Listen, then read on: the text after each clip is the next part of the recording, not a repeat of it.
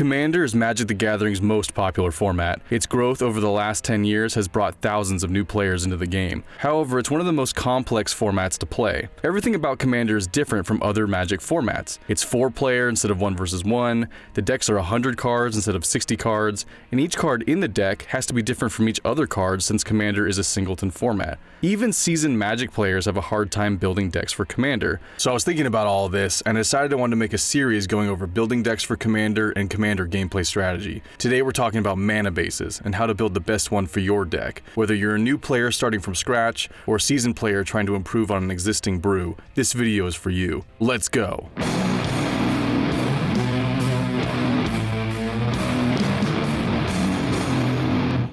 What's up everyone, welcome back to the Carnarium. I'm Waste and I got another video for you today. This is part 2 in my Commander video series. In part 1 I provided a general outline for building Commander decks. I broke Commander decks down into categories and talked about my approach to building for each section. Let's review what I had to say about lands and building a mana base. The second biggest problem I see with Commander decks is that they are not running enough lands. While lands are not glamorous, mana is the most important part of your deck. If you run too few lands, you won't make your land drops every turn, which means you won't be able to cast your spells. I start each deck that I build with 40 lands. I take an equal amount of basics of each color and I set them aside. This is a placeholder that I will come back to at the end of the deck building process to refine. I find it much easier to build up from only 60 available card slots in the deck than try to cut 40 cards out from the 100 plus cool spells that I found in order to fit my mana base back in the deck. Now, not all decks will need exactly 40 lands, but I'm telling you, unless you are running a super low mana cost deck, like a go wide aggro strategy that has an average mana value of 2, you need around 40 lands. And if you don't believe me, here's some numbers for reference. So in an average 60 card standard deck, there's about 24 lands. If you do the math and you expand 24 to a 100 card deck, that gives you 39.98, basically 40 lands.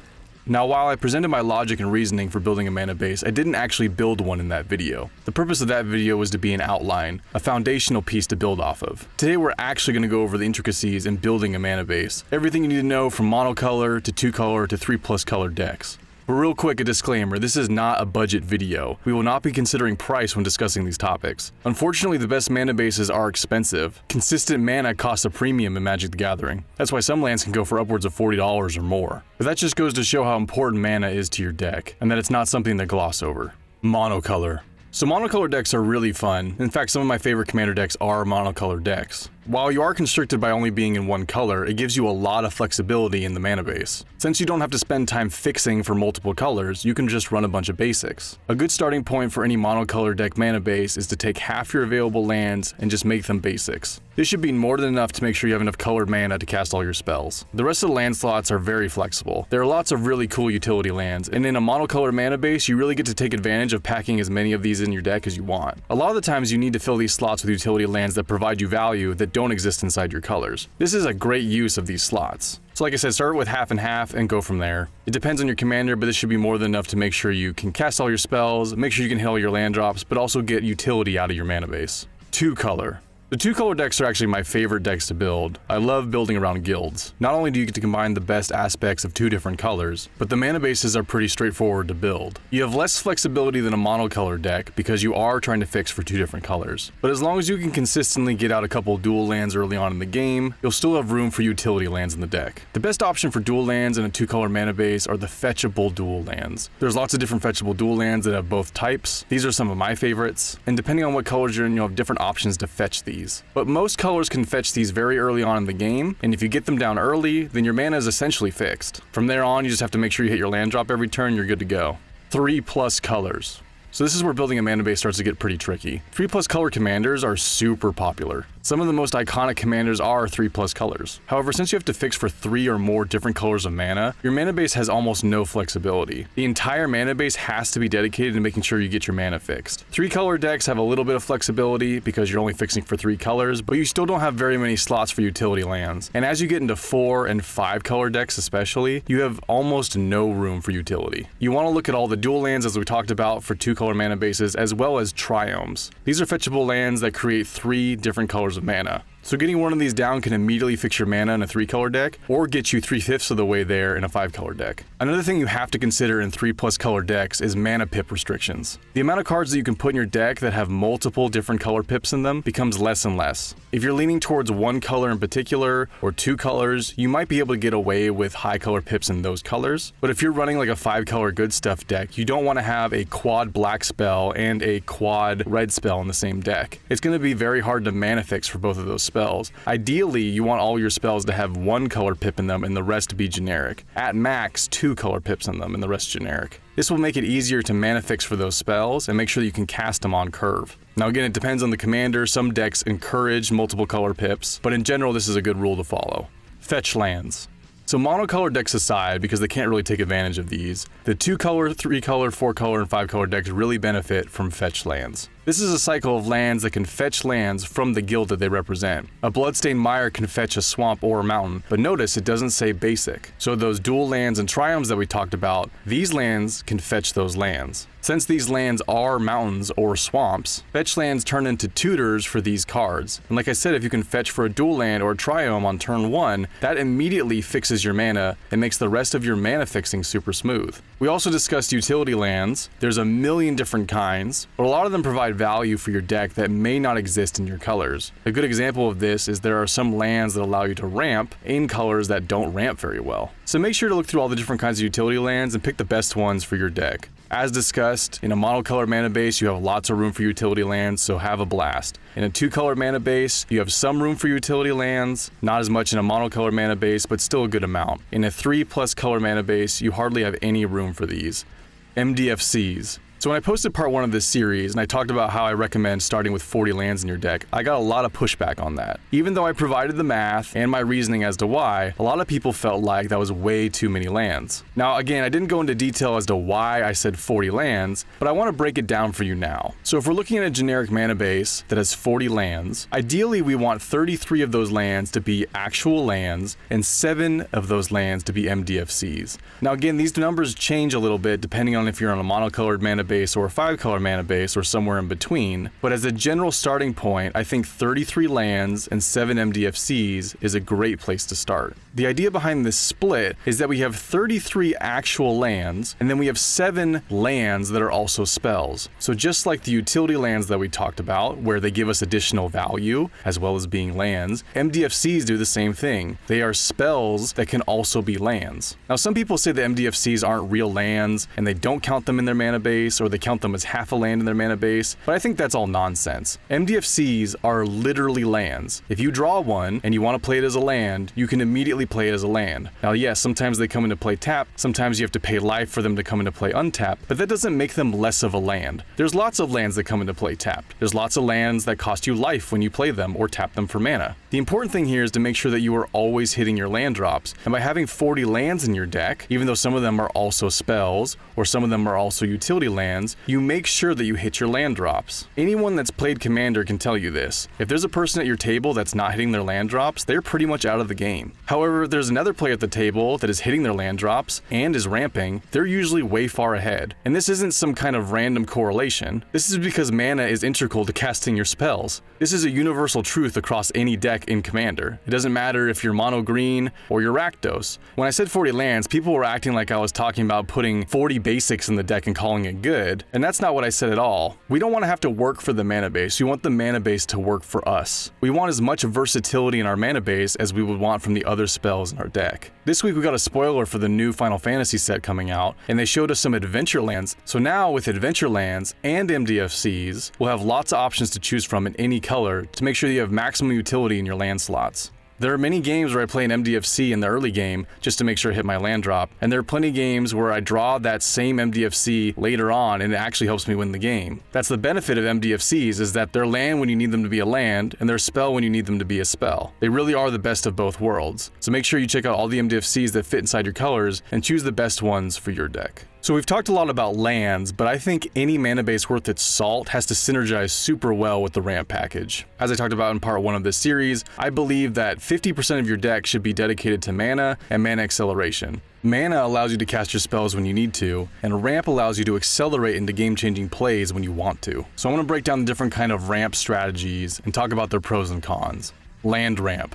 So land ramp is king. It's the best kind of ramp. It may not always be the fastest, and it may not always be the biggest, but it's the most consistent and it's the most untouchable in Commander. If you're able to ramp out a land, that land is essentially untouchable for the rest of the game. Blowing up lands has been deemed taboo by the Commander community, and so lands are a pretty safe permanent type. Mana rocks exist in all colors, but since they're artifacts, they can get blown up. Same thing with mana dorks. They can come down very early game and provide mana, but they're very susceptible to board wipes. But of course, if you're an artifact deck, then maybe you do want to play mana rocks because they synergize with your strategy. Same thing with mana dorks. If you're a creature deck, maybe you want mana dorks because they help perpetuate your game plan. However, be cautioned. These should be seen as temporary ramp sources because there's always a chance that they could get blown up. I've seen many games where someone had 12 mana because they had all these mana rocks down, and then someone cast a Vandal Blast and it set them back down to 5 lands. Because they didn't spend any time land ramping, they went from 12 mana down to 5. And of course that basically put them out of the game. They weren't able to catch back up. Same thing with mana dorks. It happens almost every game. So while these two types of ramp are super popular, and a lot of guides out there are going to tell you to include these types of ramp, I would caution you against it. If your colors can support land ramp, that's what I would recommend. The best land ramping color is green. There are other colors that can land ramp, but green is by far the best one. So if you're running Commander that has green in the color identity, you should just run green land ramp. It's the best kind of ramp out there. It easily fixes your mana. It can fetch for non-basics. There is zero reason to not run green land ramp. However, if you're not running Commander with green in the color identity, but you are running Commander with white in the color identity, then you should run white catch-up ramp. So white also has the ability to fetch lands, but it does it in a different way. White depends on other players having more lands than it in order to quote-unquote catch-up ramp.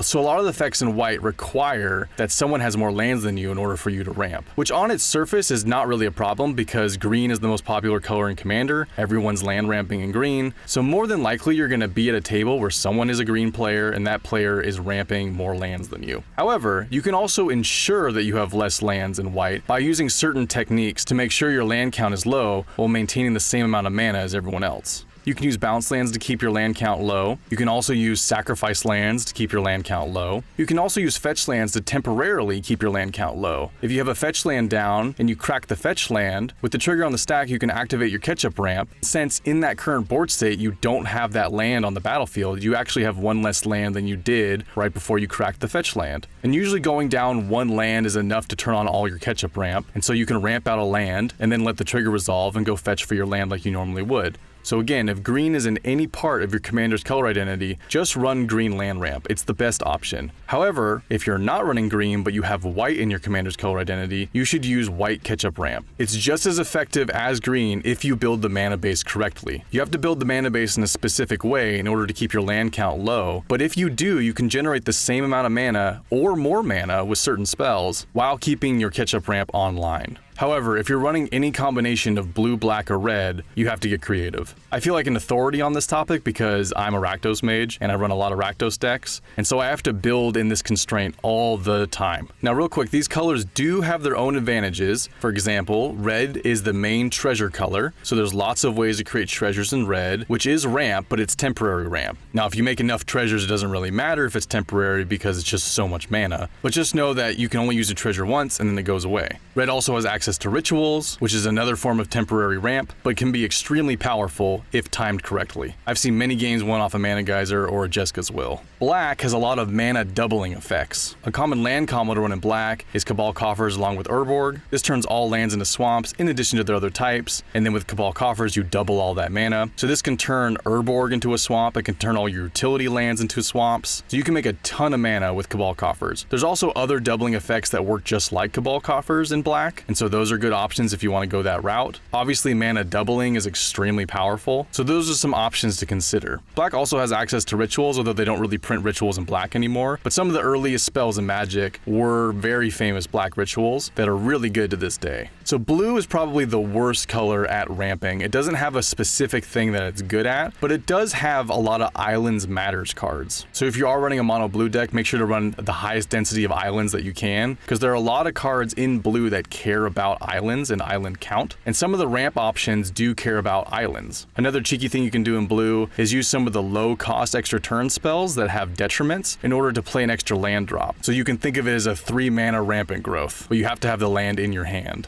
Like I said, you have to get creative in these colors because there aren't great land ramp options. There are a lot of temporary effects or cheeky backdoor effects, but not direct land ramp strategies. Non-green, non-white mana base.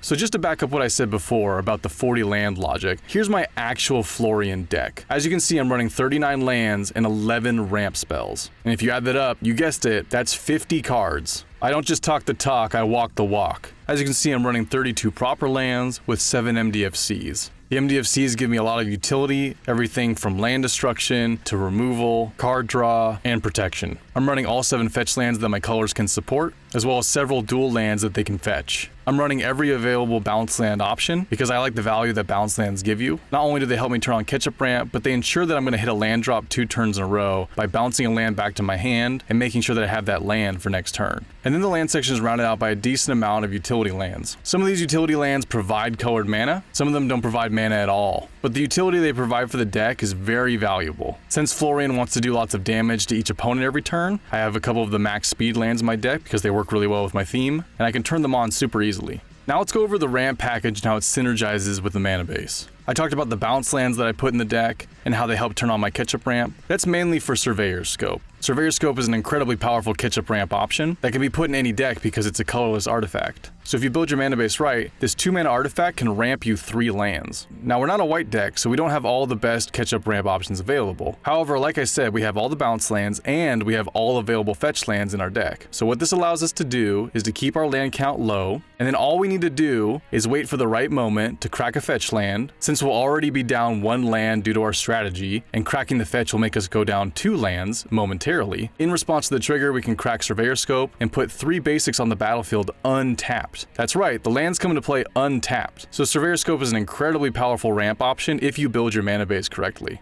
Next we have Mirran Safehouse, which is a really underrated artifact. There's a lot of strategies that could take advantage of its ability, but what I use it for in my deck is to become a copy of one of the fetch lands in my graveyard. Like I talked about, I'm running a lot of fetch lands, so the likelihood of there being one in my graveyard when I get this 3-mana artifact down is high. And the way that Mirran Safehouse reads, it has the activated ability of all lands in all graveyards, so it is also able to crack and sack to go fetch for a land. This also works if an opponent has a fetch land in their graveyard, but because I can't depend on that, I have a high density of my own fetch lands to rely on. So in my deck, the way that you can read Mirran Safehouse is it's 3 mana, fetch any mountain or swamp in your deck. Really cool artifact and really consistent if you build your mana base around fetch lands. The next is a group of equipment that fetch lands out of my deck when they either get an attack trigger or a combat damage trigger. Just having one of these equipment down is very powerful because you're ramping an extra land every turn. But if you can get multiple of these down, it snowballs out of control. The next is Dowsing Dagger, which is a 2-mana artifact that when the creature deals combat damage, you flip it and it turns into a land that creates 3 mana of any one color. This is a great example of land ramping without green. It comes down originally and it is an artifact and you have to equip it in order to get the value. But when you do, then it flips into a land. And now that it's a land, it's very hard to get rid of. The fact that this can come down on turn 2, equip on turn 3, and potentially flip on turn 3, and go from 3 mana to 6 mana by turn 4 is incredibly powerful. And if I make my land drop on turn 4, then I have 7 mana on turn 4.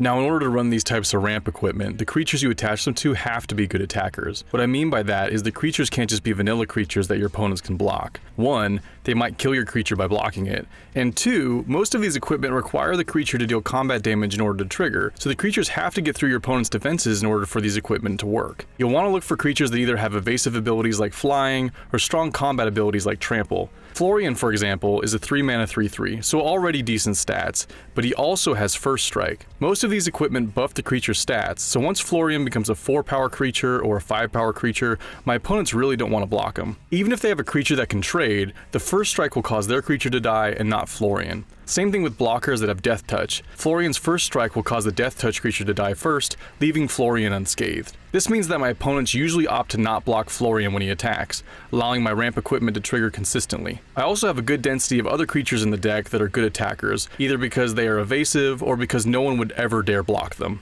So having Florian in the command zone gives me access to a creature that can run these equipment consistently, and the other creatures in my deck give me additional options in case Florian gets removed. I highly recommend these kinds of ramp equipment because they allow non-green, non-white colors to land ramp. However, you'll need to make sure you have access to these kinds of creatures in your deck in order to make them dependable sources of ramp. Side note, I really love Sword of Hearth and Home in the deck. Not only does it give Florian protection from green and white, meaning that he can't be targeted by those color spells and can't be blocked or damaged by those color creatures, but the blink mode on the sword is so good with a couple of my other creatures. I can blink Grey Merchant of Asphodel and make the table lose a ton of life while I gain a ton of life. I can also blink Cardar and goad all my opponent's creatures for the rest of the game if I want. It's just a super good ramp equipment with a ton of extra value. Next up is Wayfarer's Bauble. This is a super common land ramp artifact. It's 1 mana to come down, 2 mana to crack it, go get a basic land out of your deck, comes into play tapped. So you can basically read this as 3 total mana, go get a basic out of your deck and put it on the battlefield. In non-green or white colors, 3 mana to get a basic land is a good rate. Obviously it's not as good as green or white, but we have to use the tools at our disposal if we're not playing those colors. And again, I'm a land ramp believer because of what I said in the beginning of the video, that lands are the most stable type of ramp, and so having lots of options that fetch lands is super important. However, if we take a look at all the land ramp options we've discussed so far,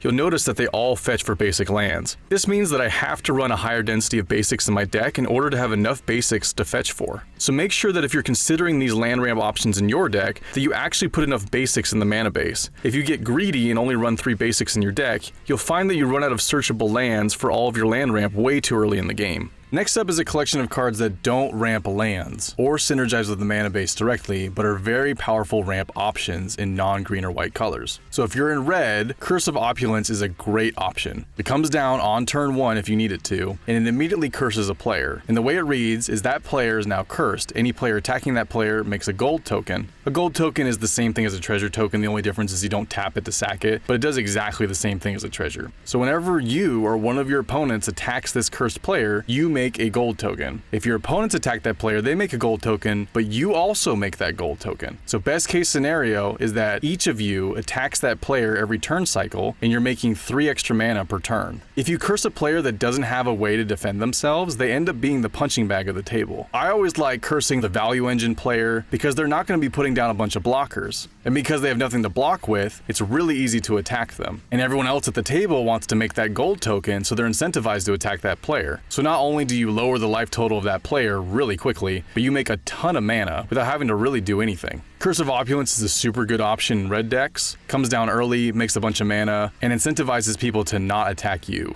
Next up we have Dark Ritual, 1 black mana, add 3 black mana to your mana pool. This is one of the rituals I alluded to before. I put this in every single black deck that I make. While it is temporary mana, because you have 3 floating black mana that you have to use in that phase that you're in, ramping yourself 2 mana in a single turn is extremely powerful. I find it super useful in the early game as well as the late game. Picture this, it's turn 1. We play a fetch land, we crack it, we go get a Blood Crypt, we shock it in. We have black mana available, so we tap it, we cast Dark Ritual, we have 3 black mana. We cast Mirran Safehouse, crack the Mirran Safehouse since we have a fetch land in the graveyard, and we go get another dual land. Let's choose our Surveil land so we get extra value, and we Surveil 1. That was an incredible turn, but that was only made possible because we had Dark Ritual that accelerated us 2 mana forward. And in the late game, having 2 extra mana is extremely powerful as well. You could do the same thing and turn Dark Ritual from temporary mana into permanent mana, or you could accelerate into a late game bomb to take over the game. Being 1 mana, being instant speed, accelerating you ahead by 2 mana, this card is just really good. Not only is it really good, but it's super cheap because they printed it into Oblivion, so you can pick up this card for like 50 cents. I highly recommend Dark Ritual, it's a super good option in black decks. Next up we have Soul Ring, probably the most common card you'll ever see in Commander. Now there are mixed feelings about Soul Ring, some people don't like this card, some playgroups opt to just not play it, but I'm in Rakdos. I need every powerful ramp option that I can get. So with zero shame I put Soul Ring in my deck because it's necessary ramp. Like I talked about before, I'm not a big mana rock believer, but this mana rock is the most powerful mana rock in the format, and so I make an exception and I include it in my deck. Just like Dark Ritual, it comes down for 1 mana but accelerates you another mana. So you don't go down any mana to cast this artifact. You actually gained mana by casting it. This can accelerate you into a bigger play that turn that you normally couldn't do, and just like Dark Ritual, it's good in the early game and it's good in the late game. It's never a bad time in the game to play a Soul Ring. It's always going to boost you ahead.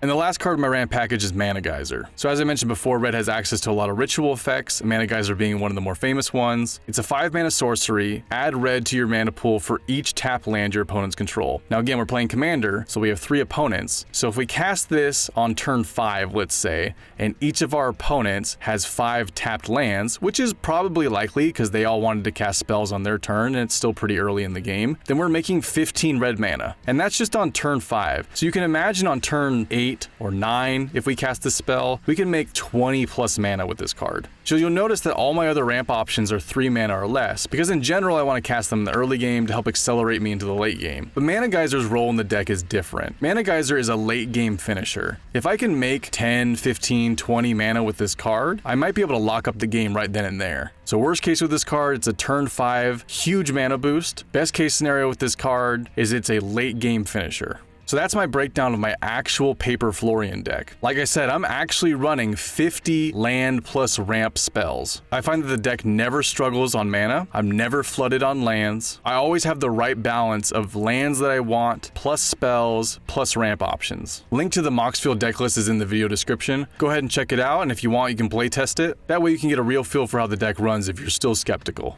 So to review, that's how I build mana bases and the logic I use behind each of my decisions. Mana bases are highly dependent on what colors you're in and what ramp options you have. You want to build your mana base to support the colors of your deck while synergizing with your ramp package. Make sure to include enough lands and diversify your land options between normal lands, utility lands, and MDFCs. If that's just the way I approach building a mana base, I want to hear from you. How do you build your mana bases? Leave me a comment down below. Also make sure to like and subscribe for more content like this. If you want to join the channel Discord where you can talk Magic with other fans of the channel, link in the video description. As always, I appreciate you watching. I'll see you guys in the next one. Later.